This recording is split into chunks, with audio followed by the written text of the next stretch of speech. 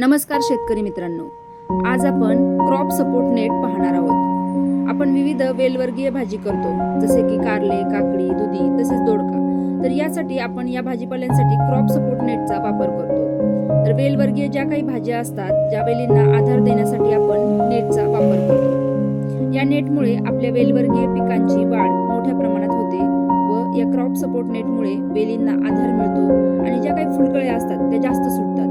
त्यामुळे काय होतं, उत्पादनामध्ये मोठ्या प्रमाणामध्ये वाढ होते।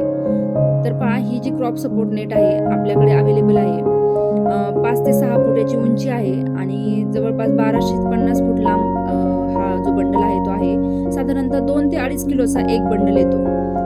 तर हा कशा पद्धतीने जोडला जातो ते पण आपण पाहणार आहोत। प्लॉटवरती आपण कसा जोडला जातो याला। तर पहा, या अशा पद्धतीने आपण हे क्रॉप सपोर्ट नेट जोडतो। आता हे जोडल्यामुळे काय होतं, जो काही भाजीपाला आपण करतो तर त्यांना वाढ चांगल्या पद्धतीने होते आणि त्यांना ऑक्सिजन बऱ्यापैकी मोकळ्या प्रमाणामध्ये मिळतो। तसेच वेलींना वाढण्यासाठी जी काही मोकळी जागेची गरज आहे तर ती उंच जाण्यासाठी त्यांना या क्रॉप सपोर्ट नेटचा उपयोग होतो। त्यामुळे अशा पद्धतीने आपण क्रॉप सपोर्ट नेटचा वेलवर्गीय भाजीपाल्यांसाठी उपयोग करतो। शेतकरी मित्रांनो, जर व्हिडिओ आवडला असेल तर लाईक करायला व अशाच नवनवीन व्हिडिओंसाठी सबस्क्राईब करायला विसरू नये। धन्यवाद।